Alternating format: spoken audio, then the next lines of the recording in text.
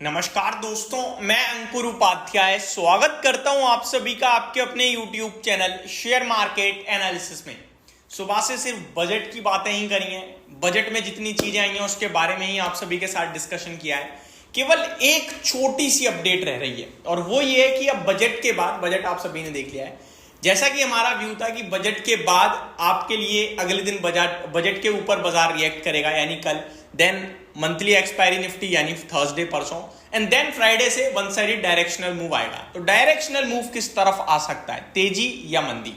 हमें पैसा लगाना है तो कहां लगाना है, पैसा नहीं लगाना है तो क्यों नहीं लगाना है, बाजार यहां से ऊपर या नीचे। साथ ही साथ सुबह से स्टॉक स्पेसिफिक बात नहीं करी है दोस्तों। तो स्टॉक स्पेसिफिक बात के बारे में बात करें अगर, तो पहले तो क्वार्टरली नंबर्स में आप सभी के साथ इस वीडियो में डिस्कस करना चाहूंगा। साथ ही साथ जो स्टॉक्स के लिए बड़ी बड़ी खबरें आई हैं वो भी मैं आप सभी के साथ डिस्कस करने जा रहा हूं। तो शुरू करते हैं बिना किसी देरी के, एक एक करके सारी चीजों को कवर करना।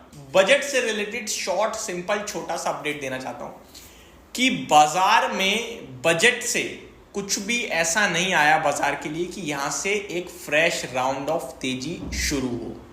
ऑलरेडी हाइस पे हैं हम, लेकिन बजट से ऐसा कुछ नहीं है कि मार्केट में तेजी हो। लेकिन ऐसा बहुत कुछ है कि बाजार में पार्टिसिपेशन लोगों का कम हो और मार्केट नीचे का लेवल दिखा दे। ये सारी चीजें लॉन्ग टर्म डेफिनेटली नहीं होंगी शॉर्ट टर्म ही, टेम्पररी ही। क्योंकि आप टैक्स बढ़ा लो, आप कुछ भी कर लो, बाजार के पार्टिसिपेंट आएंगे, बाजार में उतरेंगे और पैसा बनाएंगे, उसमें से आपको देंगे। ये सिद्ध हो चुका है। पहले बिल्कुल टैक्स नहीं लगता था, 10% लगा, रुके क्या लोग, 2 दिन करेक्शन हुई, तीसरे दिन से बाजार भागा। अब 10 से 12.5% हो गया long term capital gain tax. एक आध दिन फर्क पड़ सकता है लेकिन उससे ज्यादा नहीं पड़ेगा। एसटीटी जो ऑप्शन एंड फ्यूचर्स पे बढ़ाई गई है, उससे तो मेरे को लगता है मार्केट के वॉल्यूम्स पे भी ज्यादा फर्क नहीं पड़ेगा, और अगर पड़ेगा भी तो और अच्छी बात है क्योंकि वो पैसा आपका इन्वेस्टमेंट में यूज होगा। तीसरी बात, short term capital gain tax सही है, अगर ना करें लोग ज्यादा ट्रेडिंग, शॉर्ट टर्म ट्रेडिंग, तो और बेटर है। वो अपनी वेल्थ को बनाने पे फोकस करें तो जो पैसा है वो और मजबूत बनेगा। यही मैं तो कहना चाहूंगा। शॉर्ट टर्म इंपैक्ट हो सकता है, लॉन्ग टर्म इंपैक्ट नहीं आएगा, ये क्रिस्टल क्लियर है। अब शॉर्ट टर्म इंपैक्ट में जैसा कि मैंने कहा, ऑलरेडी हम लोग बहुत भागे हुए हैं। अगर क्वार्टरली नंबर्स में दम नहीं दिखता है देन बाजार एक करेक्शन मोड में जा सकता है। ज्यादा करेक्शन नहीं, 10-12% मैक्सिमम लेवल पे। 10-12% भी मैं ज्यादा बोल रहा हूं, आई थिंक 21,000 और 21,500 तक आ सकता है। अगर आता है तो वो बहुत अच्छा लेवल हो जाएगा। 3,000 पॉइंट की करेक्शन की बात कर रहा हूं मैं। अब ये ऐसा नहीं है कल से ही हो जाएगा या परसों से हो जाएगा, या फिर आप लोग मेरे को बोलो कि भाई बाजार नहीं गिरने वाला, ये है वो है, ये डराने का काम कर रहा है, वो आपकी मर्जी है। मैं सिर्फ न्यूट्रल वे में बोल रहा हूं कि बाजार में मेरे को ऐसा कुछ नहीं दिखा कि फ्रेश राउंड ऑफ रैली आए। एक ही चीज मार्केट को ऊपर की तरफ खींच रही है, वो है पैसा, fund flow, inflow. Demat account open हो रहे हैं, वो पैसा ला रहे हैं, शेयर्स खरीद रहे हैं। म्यूचुअल फंड के माध्यम से लोग एसआईपी लगा रहे हैं, वो पैसा आ रहा है डीआईएस पे, वो भी पैसा लगा रहे हैं। और डीआईएस तो ऑलरेडी ये कह रहे हैं कि बाजार करेक्ट होगा, करेक्ट होगा, करेक्ट होगा, तभी वो सबसे हाईएस्ट लेवल पे कैश में बैठे हुए हैं इस समय। यानी उनके पास मोटा पैसा है कि गिरावट में लगाएंगे सोचकर।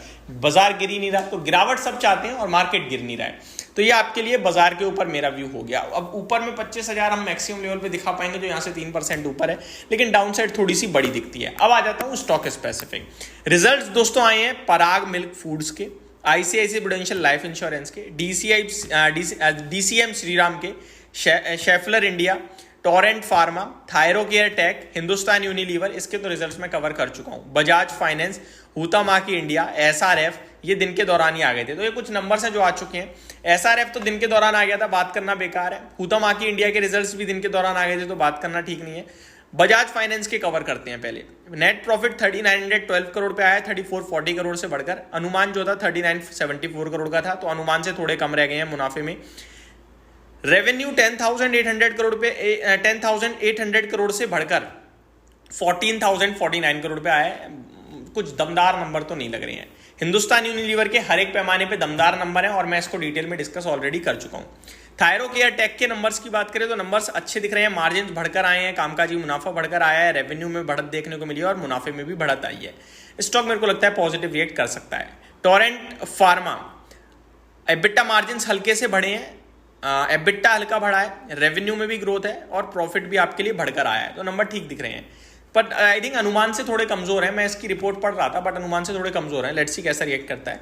सेफलर इंडिया के भी रिजल्ट्स आ चुके हैं। रिजल्ट्स में मार्जिन्स हल्के से कम हुए हैं, कामकाजी मुनाफा बढ़कर आया है, रेवेन्यू में ग्रोथ है और स्टैंड अलोन नेट प्रॉफिट में भी ग्रोथ है, बट कोई तोड़फोड़ नहीं है। डीसीएम श्रीराम दमदार नंबर लग रहे हैं, मार्जिन 5.65% से 8% हो गए हैं। रेवेन्यू में बहुत ही हल्की सी ग्रोथ है, लेकिन मुनाफा हो गया है डबल, क्योंकि मार्जिन बढ़कर आए हैं और कामकाजी मुनाफा भी काफी इंटरेस्टिंगली बढ़ा है, तो नंबर्स को थम्स अप ही देना चाहिए।